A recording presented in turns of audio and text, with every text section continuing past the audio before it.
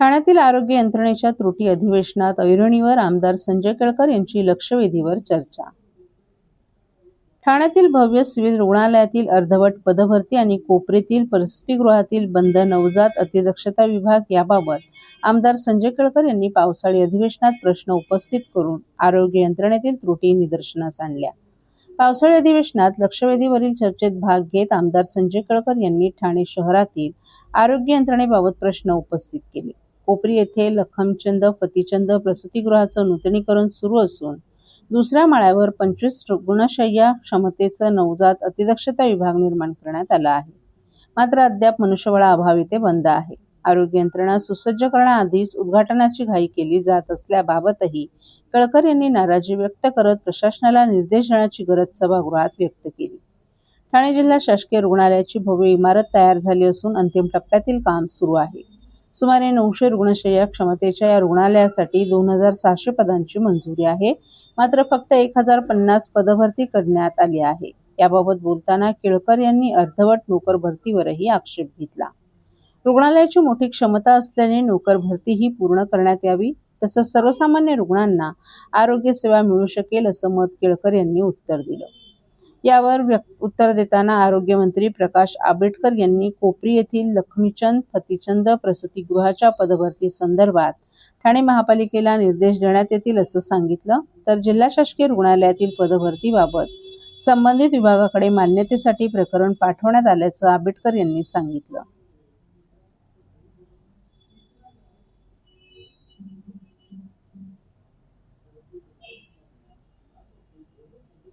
सर्व नागरिकांना आवाहन करण्यात येत आहे की सध्या डासांमार्फत पसरणाऱ्या डेंग्यू या आजाराचा प्रसार रोखण्यासाठी प्रत्येकाने पुढील प्रमाणे कार्यवाही करावी. डेंग्यू आजार एडिस इजिप्ती हा डास चावल्याने होतो. या डासांची पैदास साचलेल्या किंवा साचवलेल्या स्वच्छ पाण्यामध्ये होते. 8 दिवसांपेक्षा जास्त दिवस पाणी उघडे व साचून राहिल्यास त्यात डास अंडी घालतात. अंड्यांच्या अळ्या तयार होऊन पुढे डास तयार होतात. यासाठी आपल्या घरातील पाणी साठे उदाहरणार्थ बॅरल्स, पिंपे, टाक्या, हौद, रांजणे इत्यादी दर आठवड्याला रिकामे करून घासून पुसून कोरडे करून पुन्हा भरावे. 1 दिवस कोरडा दिवस म्हणून पाळावा. पाणी साठ्यांना घट्ट झाकणे बसवावीत किंवा जुनी साडी, चादर, धोतर यांनी बांधून झाकून ठेवावीत, म्हणजे डास त्यात जाऊन अंडी घालणार नाहीत. घराच्या गच्चीवर, आजूबाजूला, अंगणात कोठेही पाणी साचू देऊ नये. भंगार सामान उघड्यावर टाकू नये. उदाहरणार्थ टायर्स, प्लास्टिक सामान, कुंड्या, टाकाऊ वस्तू इत्यादी. अशा सामानात पावसाचे पाणी साठून त्यात डेंग्यूच्या डासांची पैदास होते. घरातील कूलर्स, फ्रीजच्या पाठीमागील ट्रे हे देखील वेळोवेळी कोरडे करावेत. लक्षात ठेवा, नुसत्या फवारणीने डास घनता कमी होत नाही, तर त्यासाठी डास पैदास ठिकाणे नष्ट करणे ही आपल्या सर्वांची जबाबदारी आहे. कोणताही ताप अंगावर न काढता जवळच्या शासकीय रुग्णालयात मोफत औषधोपचार घ्या. अशा प्रकारे नागरिकांनी सहकार्य केल्यास डेंग्यूचा प्रसार रोखणे सहज शक्य आहे.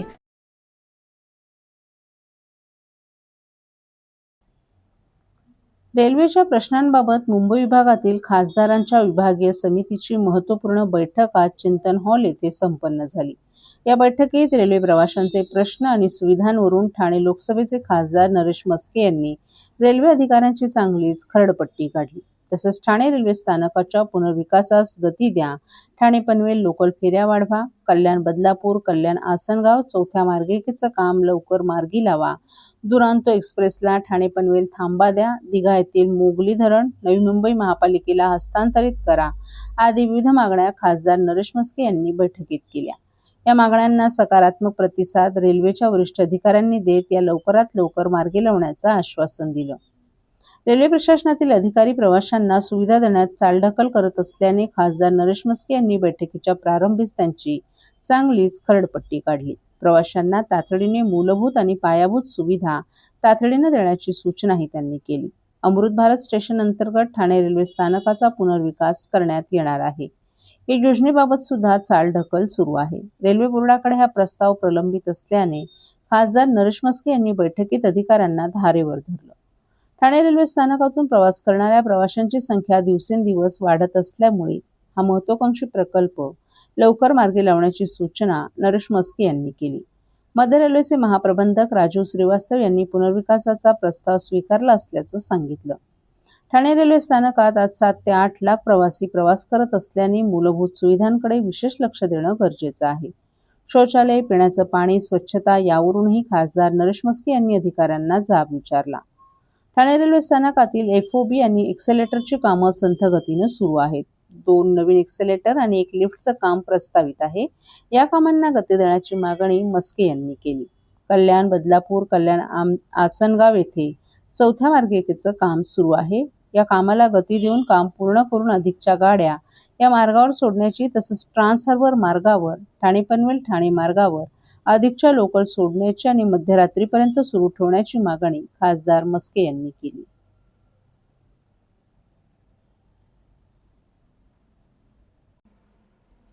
आणीबाणीच्या प्रसंगी किंवा अपघाताच्या वेळी गोल्डन अवरमध्ये त्वरित प्रथमोपचार मिळणं अत्यंत महत्त्वाचं असतं. अशा परिस्थितीत तात्काळ वैद्यकीय मदत मिळावी यासाठी रोटरी क्लबच्या वतीने ठाणे वाहतूक विभागाला आज इमर्जन्सी ट्रामा किट देण्यात आले आहेत. त्यामुळे आता इमर्जन्सी ट्रामा किट अपघातानंतरचा गोल्डन अवरमधील जीव वाचवणार असल्याचा विश्वास रोटरी क्लबच्या पदाधिकाऱ्यांनी व्यक्त केलाय. ट्रामा केअर किट हे अपघात, गंभीर जखमा किंवा जीवघेण्या परिस्थितीमध्ये दिली जाणारी प्रथमोपचार सेवा आहे. या सेवेत रुग्णाला झालेल्या दुखापतींचं त्वरित प्राथमिक उपचार देण्यात येतात. अपघात, रक्तस्राव आणि जीवघेण्या परिस्थितीमध्ये तात्काळ वैद्यकीय मदत देण्यासाठी वापरली जाणारी विशेष आपत्कालीन किट आहे. ट्रामा केअर किटमध्ये tourniquet, haemostatic gauze, chest seal, pressure dressing, trauma shears, hypothermia blanket या महत्त्वाच्या साहित्यांचाही समावेश आहे. ठाणे पोलीस आयुक्तालयाच्या हद्दीत सर्व 18 वाहतूक विभाग किट देण्यात आले आहेत. ठाणे शहर, कल्याण, डोंबिवली, उल्हासनगर, अंबरनाथ, बदलापूर आणि भिवंडी येथील रोटरी क्लब्स या उपक्रमात सहभागी झाले. या उपक्रमाचे ठाणे वाहतूक उपायुक्त पंकज शिरसाट यांनीही विशेष कौतुक केलं. ट्रामा किट ही गंभीर रक्तस्राव, छातीला झालेली खोल जखम किंवा शॉक यांसारख्या जीवघेण्या जखमांवर प्रथमोपचार करण्यासाठी बनवलेली आहे. रस्ते अपघात किंवा वाहनांची धडक, उंचावरून पडणे किंवा घसरून लागणं, डोक्याला गंभीर मार लागणं किंवा बेशुद्धावस्था, हाडे मोडणे, मणक्याची इजा, तसंच गोळीबार, चाकू हल्ला किंवा इतर हिंसक घटना अशा प्रसंगी वेळ वाया न घालवता वाहतूक पोलीस तसंच रुग्णाला तात्काळ मदत मिळणार आहे. केवळ पत्रिकेवर नाव टाकून प्रत्यक्ष आमदारांना आमंत्रणच न दिल्याने कोपरी येथील शेठ लक्ष्मीचंद फतिचंद प्रसूतिगृहाचं उद्घाटन वादग्रस्त ठरले. उद्घाटनानंतर आमदार संजय केळकर यांनी पाहणी करताना या प्रसूतिगृहाला कोणतीही कमतरता भासणार नाही यासाठी प्रयत्न करू असं सांगत प्रसंगी CSR फंड, सामाजिक संस्थांचं योगदान मिळवू अशी माहिती देखील दिली. कोपरी येथील शेठ लक्ष्मीचंद फतिचंद प्रसूतिगृहाचं उद्घाटन शुक्रवारी घाईघाईनं आटोपण्यात आलं. या उद्घाटनानंतर आमदार संजय केळकर यांनी या प्रसूतिगृहाची पदाधिकाऱ्यांसोबत पाहणी केली. यावेळी राजेश गाडे, कृष्णा भुजबळ, अमरीश ठाणेकर, विद्या कदम आदी पदाधिकारीही उपस्थित होते. या प्रसूतिगृहाला 8 महिन्यांपूर्वी केळकर यांनी भेट दिल्याचं सांगितलं. त्यावेळी इन्क्युबेटर धूळ खात पडून होतं. नवजात अतिदक्षता विभाग सुसज्ज नसताना पूर्वी उद्घाटन करण्यात आलं होतं. हा कक्ष सुसज्ज होण्यासाठी तब्बल वर्ष लागलं. काही महिन्यांपूर्वी खासगी नवजात अतिदक्षता विभागात दिवसाला 15,000 रुपये आकारले जात होते. महापालिकेचं प्रसूतिगृह बंद असल्यानं कोपरीवासियांना नाईलाजानं खासगी रुग्णालयात जावं लागत होतं. त्यामुळे महापालिकेने कोणत्या कामाला प्राधान्य द्यायला हवं हे ठरवून शेठ लक्ष्मीचंद फतिचंद प्रसूतिगृह तातडीनं सुसज्ज करायला हवं होतं अशा शब्दात केळकर यांनी प्रशासनाचे कान टोचले. प्रसूतिगृहाचे घाईघाईने उद्घाटन झालं असलं तरी कोपरीकरांसाठी हे वरदान ठरणार आहे. त्यामुळे इथे कोणत्याही साहित्याची वा सेवेची कमतरता पडणार नाही यासाठी आम्ही प्रयत्नशील राहू. प्रसंगी CSR फंड आणि सामाजिक संस्थांची देखील मदत घेऊ असंही केळकर यांनी स्पष्ट केले. यावेळी उपस्थित भाजप पदाधिकाऱ्यांनी प्रशासनाच्या भूमिकेबाबत नाराजी व्यक्त केली. पत्रिकेवर आमदार संजय केळकर, आमदार निरंजन डावखरे यांची नावं टाकण्यात आली, परंतु त्यांना प्रत्यक्ष निमंत्रण देण्यात आलं नाही असं कृष्णा भुजबळ यांनी सांगितलं. तर शिवसेनेनं देखील युतीधर्म पाळावा असा टोला एका पदाधिकाऱ्यानं लगावला. आजच उद्घाटन झालेलं आहे आणि आपण पाहणी केलेली आहे, काय सांगा? SNCUचं युनिट ज्याच्या संबंधामध्ये कालच मी विधिमंडळामध्ये मांडलं होतं. आणि या कोपरीच्या केंद्राला मी 8 महिन्यापूर्वी देखील भेट दिली होती. या ठिकाणी जवळजवळ त्यावेळेला मला वाटते 20 एक इन्क्युबेटर या ठिकाणी उपलब्ध होते, पण ते धूळ खात पडले होते. आणि हे सगळं पूर्ण करायला यांना वर्ष लागलं. आणि ते सुद्धा आता इतक्या घाईघाईमध्ये त्यांनी उद्घाटन केलं की पत्रिकेत नावं आहेत पण लोकांना माहिती नाही, अशा प्रकारचं त्यांनी घाईगर्दीमध्ये या ठिकाणी केलं. पण उशिरा का होईना आमच्या या ठाणे भागामधल्या लोकांकरता हे सेंटर अत्यंत वरदान आहे. इतक्या मोठ्या प्रमाणामध्ये या ठिकाणी येतात, पेशंट येतात आणि बच्चू येतात आणि त्यांना बाहेर तर आता तर आणखीन रेट वाढलेला आहे. मला वाटतं 8 महिन्यापूर्वी 15,000 रुपये होता दिवसाला प्रायव्हेटमध्ये. आणि इकडे यायचे पेशंट आणि सांगायचे तर ते म्हणायचे बाहेर जा, इथे नाही आहे. लोकांना वाटत होतं की इथे झालेलं आहे आणि प्रत्यक्षात नव्हतं. आणि त्याच्यामुळे महापालिकेने कुठल्या गोष्टीला प्रेफरन्स द्यायला पाहिजे, कुठल्या गोष्टीला नको द्यायला, हे यांचं नियोजन शून्यपण आहे. एवढं अत्यंत महत्त्वाचं की ज्या सेंटरमध्ये फार मोठी गर्दी होते असं हे सेंटर देखील या ठिकाणी उशिरा 1 वर्ष उशिरा दिरंगाई केली. मग कारणं निर्णय अशी टेंडर अमुक तमुक. आता जे योग्य तो दाम दिल्यावरच टेंडर कोणी ना कोणी भरणार. आणि त्याच्यामुळे माझी महापालिकेला या निमित्ताने विनंती आहे की आता हे तरी सेंटर जे आहे ते नियोजनबद्धपणे चालवा, योग्य वेळेला मटेरियल द्या. त्या ठिकाणी मॉनिटर जे आहेत, काही ज्या ठिकाणी आहेत काही ठिकाणी नाहीत. आता अर्धवट सामान का दिलं तुम्ही, हा देखील प्रश्न पडतो. पण आम्ही आता मॅडमला विचारलं आणि किती कमी आहे काय काय, तर सार्वजनिक CSR फंडमधलं किंवा निरनिराळ्या सामाजिक संस्थांकडनं देखील या ठिकाणी उपलब्ध करण्याचा आमचा प्रयत्न आहे. परंतु याची गरज होती आणि घाईघाईत का होईना आज यांनी याचं उद्घाटन केलेलं आहे. त्याबद्दल मी आता त्यांना सदिच्छा देतो आणि पुढच्या काळामध्ये योग्य पद्धतीने ते चालवलं जावं याच्याकरता जे करता येईल ते देखील आम्ही निश्चितपणे करू. वाहतूक ऑपरेटरसाठी व्यावसायिक वाहने खरेदी करण्यासाठी सोपी आणि विश्वासार्ह कर्ज सुविधा. कर्ज मर्यादा 1 कोटी रुपयांपर्यंत, 5 वर्षांची परतफेडीची मुदत, आकर्षक व्याजदर. TJSB fleet term loan. TJSB सहकारी बैंक लिमिटेड, भरोसे का बैंक, भविष्य का bank. Asset backed credit loan. व्यवसाय आणि आर्थिक गरजांसाठी मालमत्तेवर आधारित कर्ज. कर्ज मर्यादा 5 कोटींपर्यंत, 120 महिन्यांचा परतफेडीचा कालावधी. विश्वासार्ह वित्तीय भागीदार तुमच्या प्रगतीसाठी. TJSB asset backed credit loan.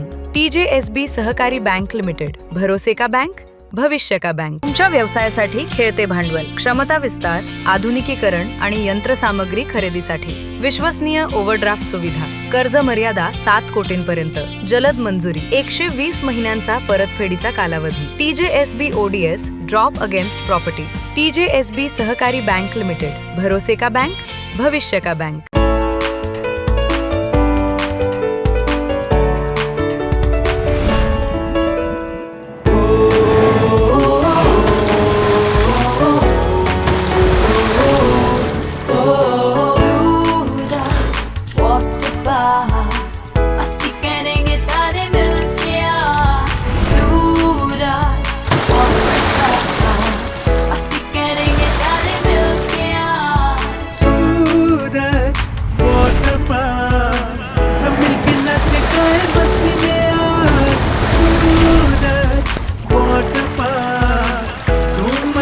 सब मिलके आज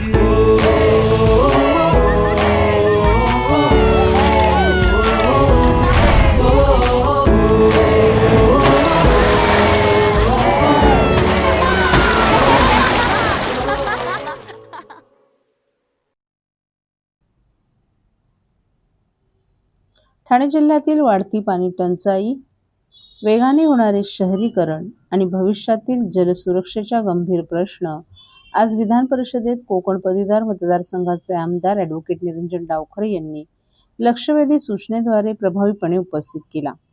बारवी धरणावरील वाढता ताण, पाणी पुरवठ्याचं नियोजन, नव्या बांधकामांना दिल्या जाणाऱ्या परवानग्या आणि भविष्यातील पाणी नियोजनाबाबत शासनाने दीर्घकालीन धोरण जाहीर करावं अशी ठोस मागणी त्यांनी सभागृहात केली.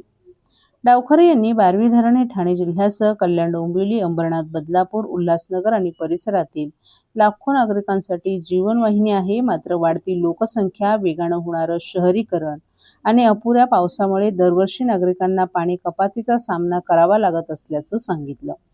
अनेक भागांमध्ये नियोजित पाणी पुरवठा बंद करण्याची वेळ येत असून या परिस्थितीवर कायमस्वरूपी उपाययोजना करण्याची गरजही त्यांनी अधोरेखित केली. मुरबाड तालुक्यासह काही औद्योगिक आणि नागरी वसाहतींना बारवी धरणातून पुरेशा प्रमाणात पाणी मिळत नसल्याकडेही त्यांनी लक्ष वेधत या भागांसाठी शासनाचं स्वतंत्र नियोजन काय आहे असा प्रश्न उपस्थित केला. उपलब्ध पाणीसाठ्याचं योग्य फेर नियोजन, औद्योगिक आणि नागरी वापरांमध्ये संतुलन तसंच भविष्यातील गरजा लक्षात घेऊन दीर्घकालीन जलधोरण तयार करण्याची त्यांनी मागणी केली. ठाणे महानगरपालिकेची लोकसंख्या सुमारे 15 लाखाहून 22 लाखाहून अधिक झाली असून कल्याण, डोंबिवली, उल्हासनगर, अंबरनाथ आणि बदलापूरमध्येही झपाट्याने शहरीकरण होत आहे. मात्र अनेक मोठ्या गृहनिर्माण प्रकल्पांना अद्याप अधिकृत पाणी जोडणी उपलब्ध नसून ते केवळ बोअरवेलवर अवलंबून आहेत. अशा परिस्थितीत पाणी पुरवठ्याची प्रत्यक्ष उपलब्धता तपासल्याशिवाय नव्या मोठ्या बांधकामांना परवानगी देऊ नये. तसंच प्रत्येक प्रकल्पासाठी स्वतंत्र जल उपलब्धता अहवाल अनिवार्य करण्याचे निर्देश त्यांनी शासनानं सर्व महानगरपालिकांना द्यावेत अशी मागणी केली. बारवी धरणाची साठवण क्षमता वाढवणे, भविष्यातील लोकसंख्येच्या गरजा लक्षात घेऊन नवीन जलस्रोत विकसित करणे आणि संपूर्ण ठाणे जिल्ह्यातील पाणी पुरवठ्याचा वस्तुनिष्ठ आढावा घेणारी जलसुरक्षा श्वेतपत्रिका नागपूर अधिवेशनापूर्वी जाहीर करण्याचीही त्यांनी मागणी केली. या चर्चेला उत्तर देताना पाणीपुरवठा राज्यमंत्री मेघना साकोरे बोर्डीकर यांनी बारवी धरण हे MIDCच्या मालकीचं असून त्यातून ठाणे, नवी मुंबई, कल्याण, डोंबिवली, उल्हासनगर, मीरा भाईंदर, अंबरनाथ, बदलापूर, मुरबाड आणि शहापूर परिसराला पाणीपुरवठा केला जात असल्याची माहिती दिली. यंदाचे वर्ष अल निनोचं असल्यामुळे पावसास विलंब झाला असून पिण्याच्या पाण्याला सर्वोच्च प्राधान्य देत औद्योगिक क्षेत्राच्या पाणी पुरवठ्यात आवश्यक ती कपात करून न्याय पद्धतीनं पाण्याचे फेरनियोजन करण्यात येत असल्याचंही त्यांनी स्पष्ट केलं.